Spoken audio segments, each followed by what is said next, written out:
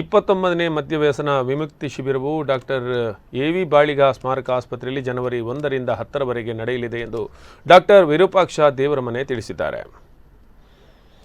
ಪತ್ರಿಕಾ ಭವನದಲ್ಲಿ ನಡೆದ ಸುದ್ದಿಗೋಷ್ಠಿಯಲ್ಲಿ ಮಾತನಾಡಿದ ಅವರು, ಡಾಕ್ಟರ್ ಎ.ವಿ. ಬಾಳಿಗ ಸ್ಮಾರಕ ಆಸ್ಪತ್ರೆ ಕಳೆದ 18 ವರ್ಷಗಳಿಂದ ಉಡುಪಿಯ ಜಿಲ್ಲೆಯಾದ್ಯಂತ ಮದ್ಯವ್ಯಸನದಿಂದಾಗುವ ದುಷ್ಪರಿಣಾಮಗಳ ಕುರಿತು ಸಮುದಾಯದಲ್ಲಿ ಅರಿವು ಮೂಡಿಸುವ ಮತ್ತು ಮದ್ಯವ್ಯಸನಕ್ಕೆ ಚಿಕಿತ್ಸೆ ನೀಡುವ ಕಾರ್ಯಕ್ರಮಗಳನ್ನು ಮಾಡುತ್ತಾ ಬಂದಿದೆ.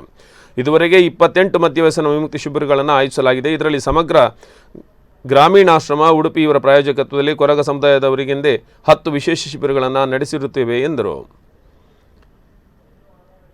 ಇದುವರೆಗೆ 1800ಕ್ಕೂ ಹೆಚ್ಚು ಮದ್ಯವ್ಯಸನಿಗಳಿಗೆ ಚಿಕಿತ್ಸೆ ನೀಡಿದ್ದು ಅವರಲ್ಲಿ 23% ಹೆಚ್ಚು ಶಿಬಿರಾರ್ಥಿಗಳು ಮದ್ಯವ್ಯಸನದಿಂದ ಮುಕ್ತರಾಗಿದ್ದಾರೆ.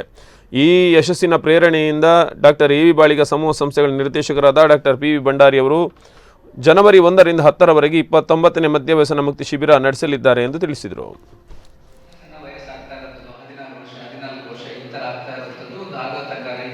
ವಿಷಯ ಹಾಗೆ ಸಮಸ್ಯೆಗಳು ಹೆಚ್ಚುತ್ತಾ ಇರೋದ್ರಿಂದ ಡಾಕ್ಟರ್ ಎ.ವಿ. ಬಾಳಿಗ ಸ್ಮಾರಕ ಆಸ್ಪತ್ರೆ ಕಳೆದ 18 ವರ್ಷಗಳಿಂದ ಉಡುಪಿಯ ಜಿಲ್ಲೆಯಾದ್ಯಂತ ಮದ್ಯವ್ಯಸನಕ್ಕೆ ಚಿಕಿತ್ಸೆ ನೀಡುವ ಕಾರ್ಯಕ್ರಮಗಳನ್ನ ಮಾಡ್ತಾ ಬಂದಿರೋ ತಮಗೆಲ್ಲ ತಿಳಿದೇ ಇದೆ.